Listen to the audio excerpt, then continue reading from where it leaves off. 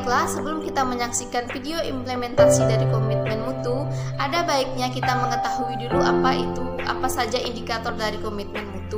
Untuk yang pertama yaitu efektif. Jadi kita harus dalam memberikan pelayanan kepada publik kita harus secara teliti, tepat waktu, tepat sasaran dan berguna tentunya. Untuk yang kedua yaitu efisien, yaitu kita harus minimalisir kebutuhan sumber daya, misalkan menghemat penggunaan kertas, penggunaan listrik dan lain sebagainya. Yang ketiga inovatif. Jadi inovatif di sini bukan hanya berupa inovatif dalam sistem teknologi saja, tapi juga inovatif dalam produk, proses, paradigma, metode, hubungan sumber daya manusia, struktur organisasinya juga gitu. Yang kelima adaptif, yaitu up to date. Jadi kita harus bisa mengikuti pola-pola baru dalam sistem kerja kita. Jadi kita misalkan ada sistem rujukan yang baru ataupun menggunakan teknologi, ya kita harus beradaptasi dengan hal itu. Yang keenam itu responsif. Jadi dalam melayani publik kita harus cepat tanggap dan ramah tentunya, dan kita harus melakukan itu untuk meningkatkan komitmen kita. Yang selanjutnya yaitu yang terakhir perbaikan berkelanjutan. Jadi ada banyak hal di semua sisi harus kita lakukan untuk melakukan perbaikan berkelanjutan. Perbaikan ini tidak hanya untuk saat ini saja, tapi untuk berkelanjutan sampai seterusnya untuk meningkatkan layanan kita tentunya. Inovatif ialah upaya untuk menemukan cara-cara baru yang meningkatkan nilai tambah atau kemanfaatan. Inovatif bisa berupa produk, proses, paradigma, metode, teknologi, hubungan, SDM, maupun struktur organisasi. Salah satu contoh inovasi saya dan kemungkinan akan saya masukkan ke dalam rencana aksi bela negara adalah mendatabase pekerjaan turap dan bronjong yang telah dilaksanakan maupun yang akan dikerjakan. Efektif, upaya meningkatkan ketercapaian target atau tujuan yang telah ditetapkan. Salah satu inovasi saya ini mampu mempersingkat waktu kinerja saya. Tidak perlu lagi membuka atau mencari data yang diperlukan nantinya.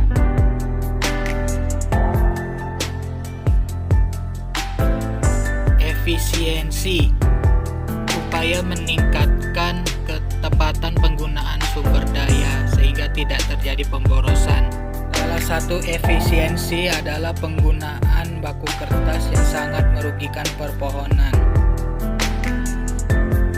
Berikutnya mutu, upaya untuk menyesuaikan apa yang diinginkan oleh orang lain tanpa ada cacat atau kekurangan.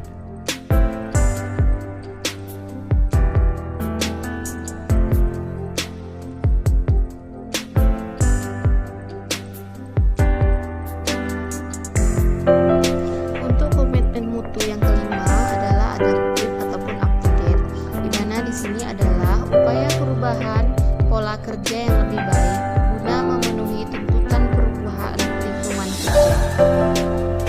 Penerapan perilaku adaptif yang saya lakukan adalah membuat sistem rujukan pasien online atau Sistrut. Nah, jadi sekarang kita merujuk pasien harus menggunakan Sistrut, jadi tidak perlu dirujuk secara manual.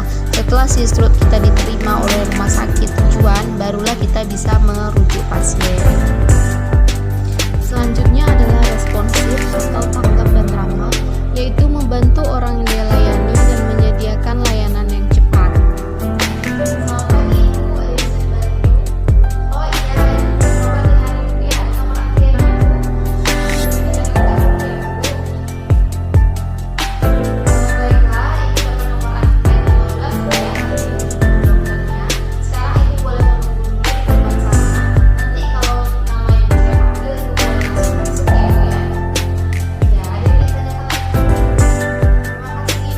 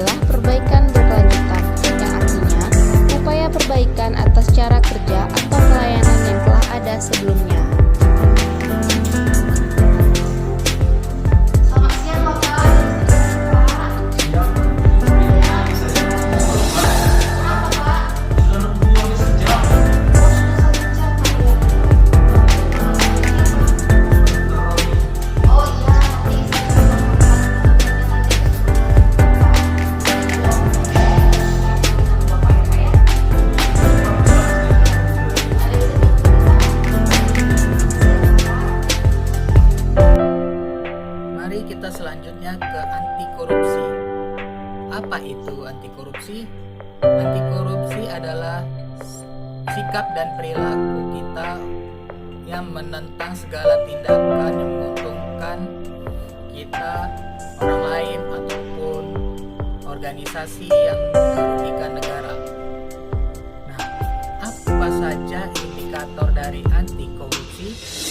Yang pertama adalah jujur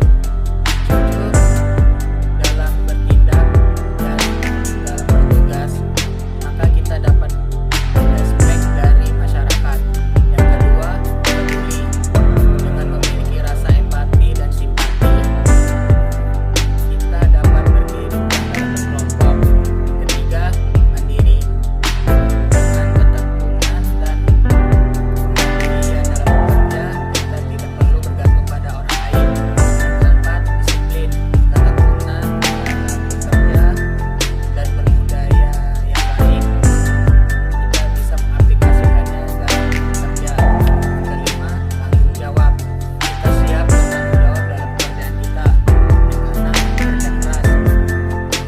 Yang keenam, kerja keras, dengan kerja keras yang baik kita bisa mengoptimalkan pekerjaan kita dengan baik. Ketujuh, sederhana, seorang ASN yang baik tidak perlu berpenampilan yang berlebihan.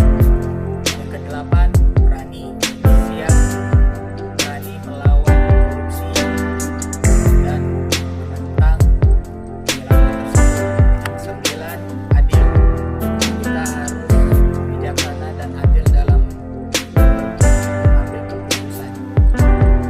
Jujur dalam bekerja dan berintegritas tinggi dan tidak menerima gratifikasi. Halo, selamat siang. Ya, saya Ibnu. Ada yang bisa saya bantu, Pak? Oh, masalah itu ya, Pak. Wah, Pak, maaf, Pak, nggak bisa, Pak. Ya, Pak, maaf, Pak, nggak bisa, Pak. Ya, sama-sama, Pak. Ya, selamat siang. Siap membantu orang lain dan memberikan 5S: senyum, salam, sapa, sopan, dan santun.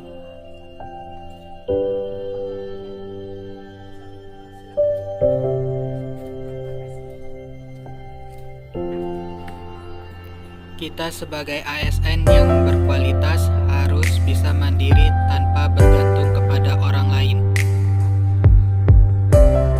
Halo? Oh. Gak usah, Bang. Bisa kok. Makasih bantuannya ya. Bisa. Ya. Makasih.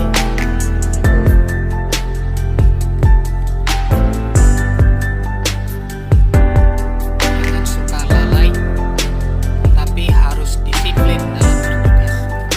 Karena ASN yang baik harus tekun dan taat dalam peraturan yang berlaku.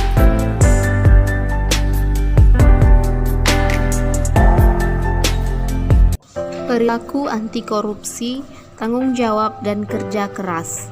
Menyelesaikan laporan dengan baik dan penuh tanggung jawab. Wah, alhamdulillah laporan saya hari ini udah selesai.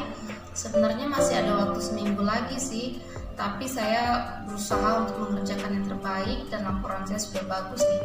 Nah, sekarang saya mau ngantar dulu ke tempat Pak Kepala Puskesmasnya kalau laporan saya udah selesai. Sebagai seorang PNS, kita harus tetap dalam kesederhanaan maupun dalam segi pakaian ataupun hal lain yang kita gunakan. Kita cukup menggunakan pakaian sesuai dengan aturan PNS yang telah ada untuk menghindari hal-hal perilaku koruptif.